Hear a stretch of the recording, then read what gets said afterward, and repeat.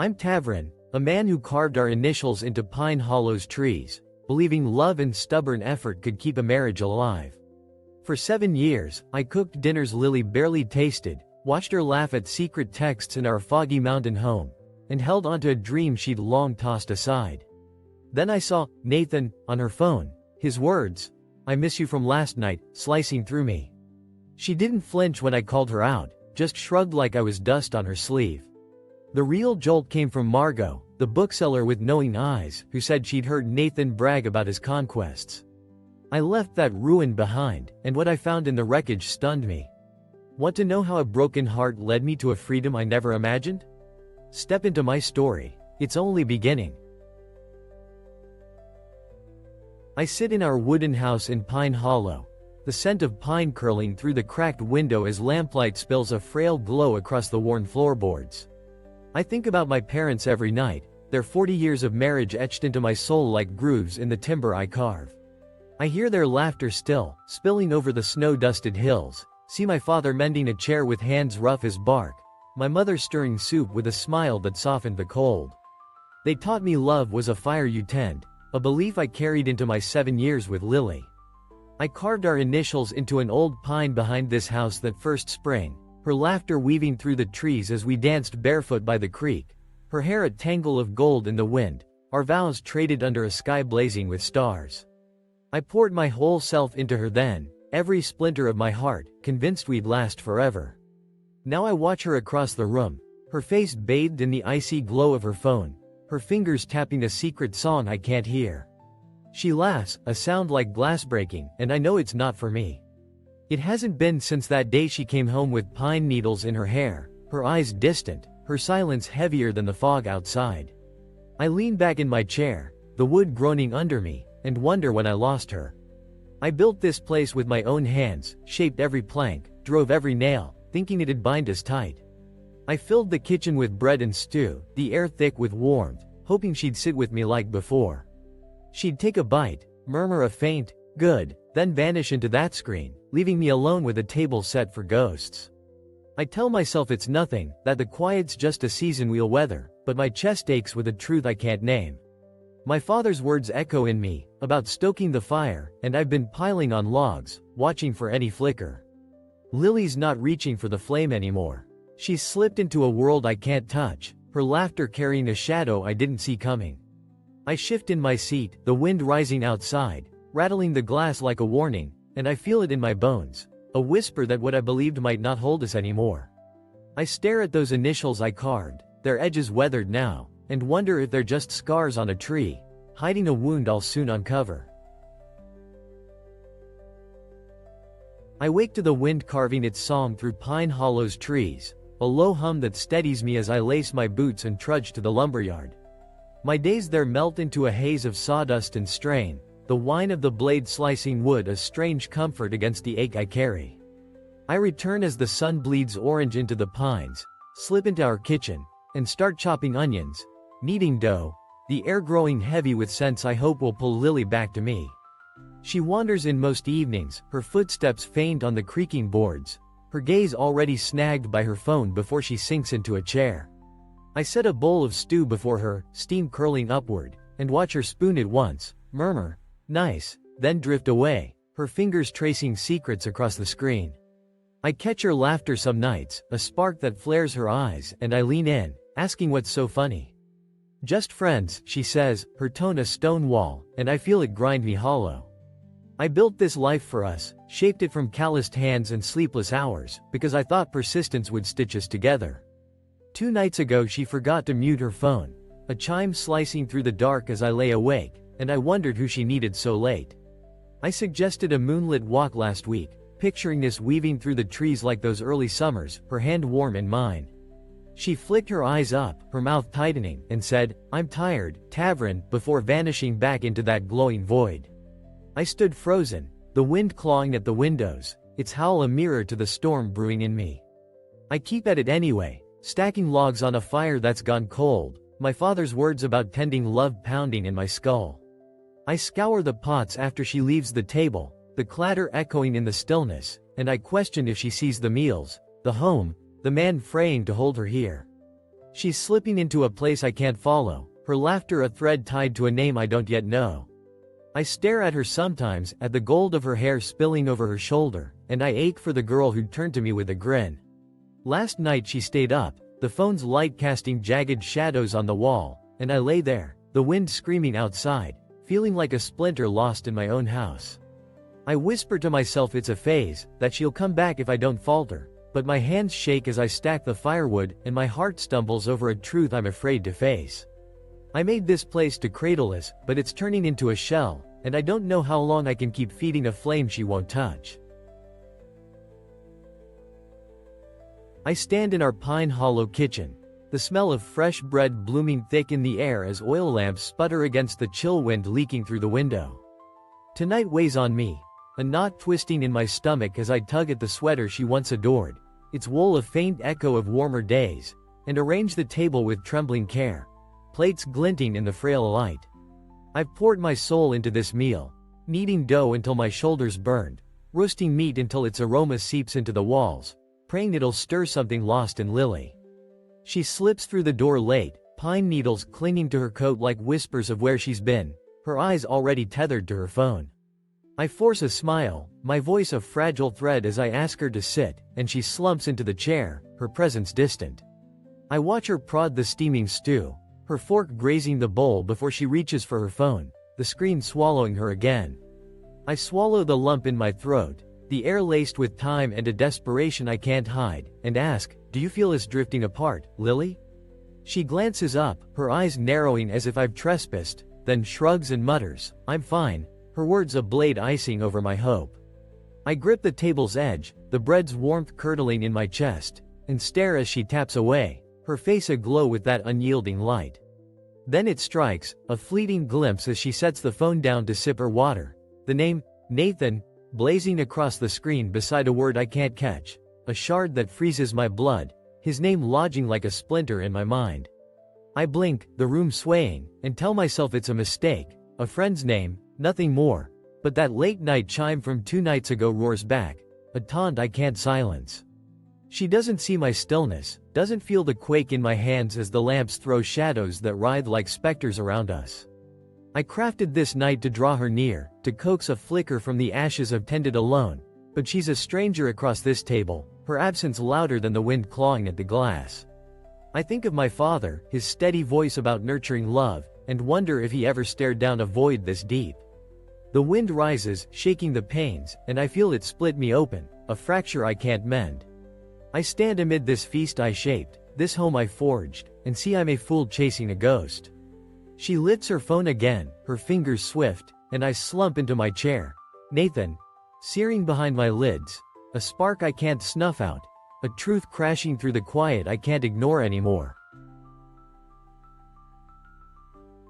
I pace our Pine Hollow home as fog weaves a shroud outside, the wind shrieking against the walls like a trapped animal clawing for release. The kitchen still breathes with the faint musk of last night's bread, but the air cuts now, sharp with a question I can't choke down any longer. Lily lounges on the couch, her phone nestled in her palms, its glow etching harsh lines across her face, and I feel, Nathan, pulsing in my skull, a venomous thorn I've carried since it seared my eyes. I halt, my boots scraping the floorboards I once laid with hope, and the words tear free, jagged and raw. What are we, Lily? She lifts her gaze, her eyes sharpening into blades of frost, and snaps, my body, my rules, her voice a whip that lashes through my core. I sway, the room blurring, my breath snared in my chest, and push further. Do you even love me anymore? She turns away, her silence a thunderclap, then murmurs, I don't know, as if I'm a shadow she's too weary to name. I feel my heart splinter, 7 years bleeding out into the fog beyond the glass, and I see her clearly, a stranger cloaked in the shell of the girl I vowed to keep. I think of my father, his steady hands nursing a flame that never dimmed, and know I've been stoking a pyre of cinders, begging for a warmth she's withheld. The wind roars, shaking the panes, and I ball my fists, her words a fire searing deeper than the cold creeping through the cracks.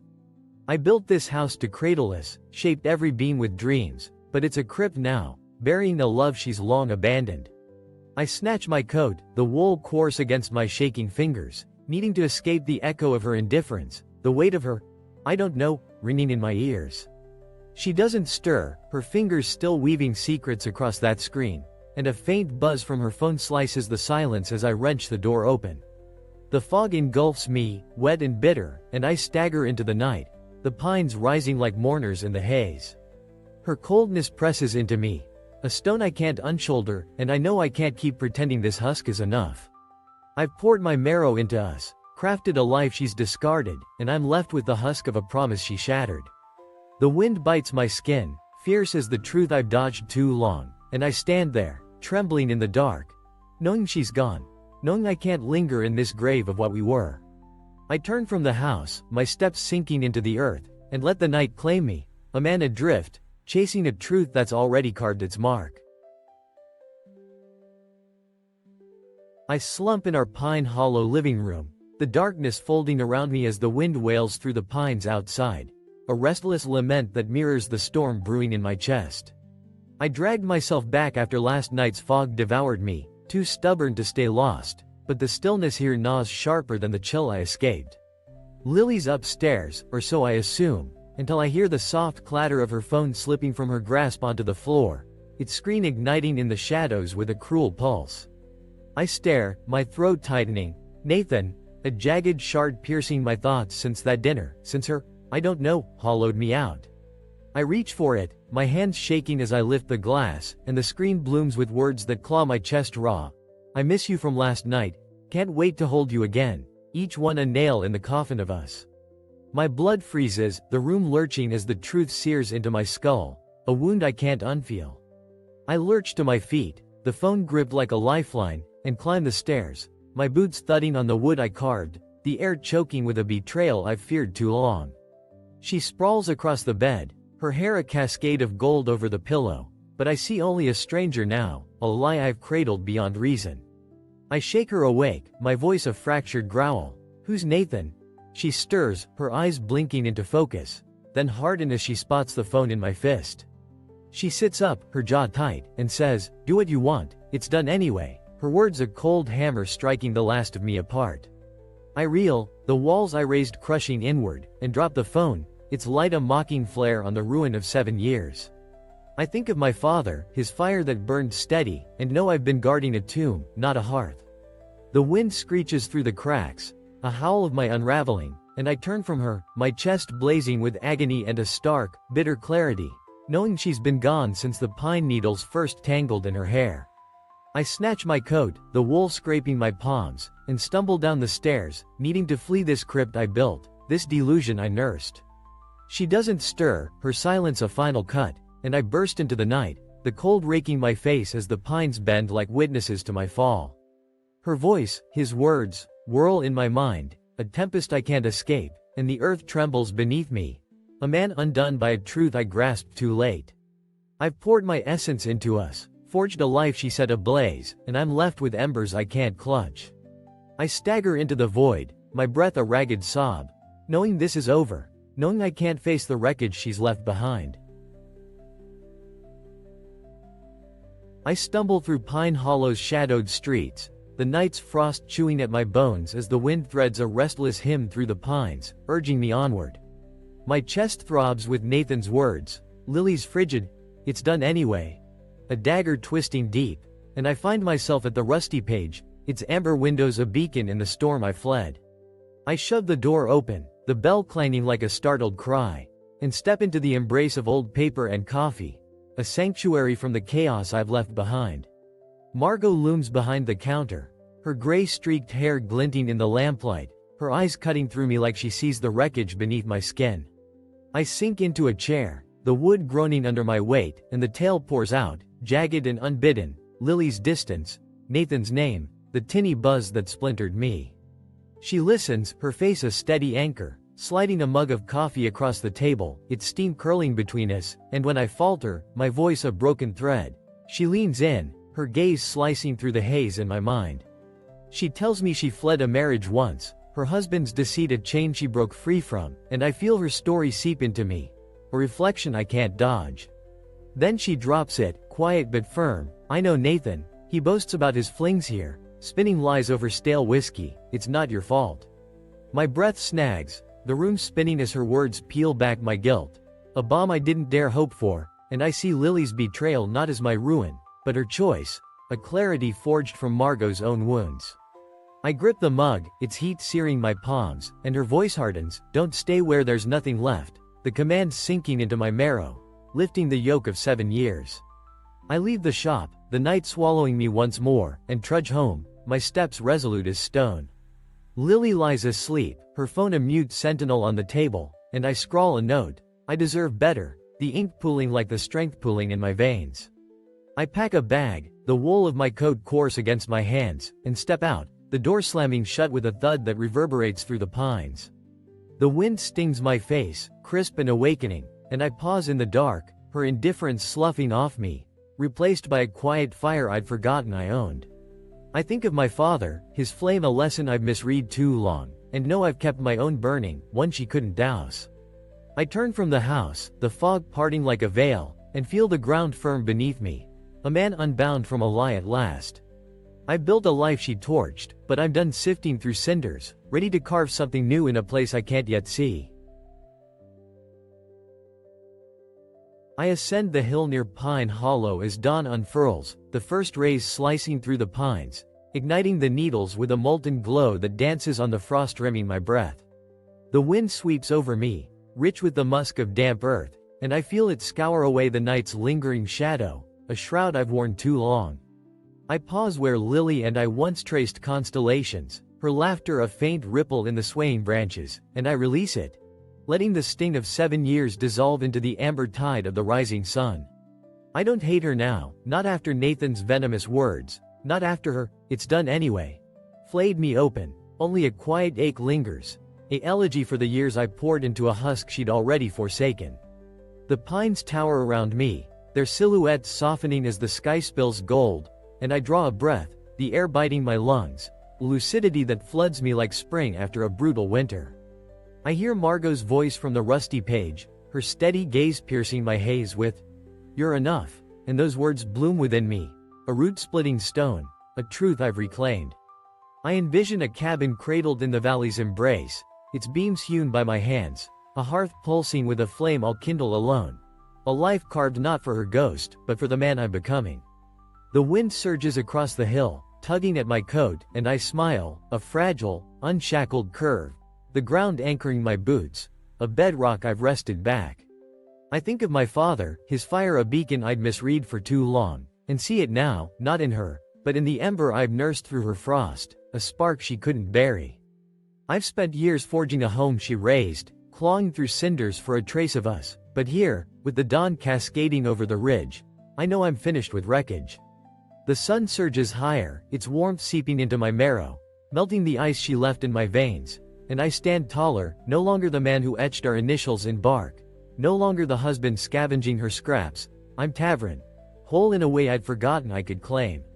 The pines hum around me, their boughs bending in the breeze, and I catch a whisper in their chorus, a vow of a life stirring in a horizon I can't yet touch. I turn from the hill, my steps sure on the dew-kissed earth, and stride into the morning, freedom thrumming in my blood like a river unbound. I've lost her, lost the illusion I gripped, but I've unearthed something fiercer, a dawn that belongs to me alone. The world unfurls vast before me, wild and uncharted, and I step toward it, ready to shape a path from the ashes, a man reborn in the tender light of a day I've claimed as mine. I've trekked through Pine Hollow's shadows, from believing effort could forge love alone to rising from a marriage I couldn't mend. Here's what I've etched into my bones. Love dies without two hands stoking its flame, and I'm worth more than begging for embers that won't glow. On that hill at dawn, I let go, choosing a life for me, not for ghosts. What about you? Have you ever fought for a love that wasn't yours anymore, or found your own light after it faded? I want your stories, your scars, so share them below. Let's trade the lessons we've carved from the dark. This is my goodbye to what was, but not to you. I'll return with tales from the valley I'm chasing, where my cabin waits. Until then, keep your spark fierce. I'll see you soon.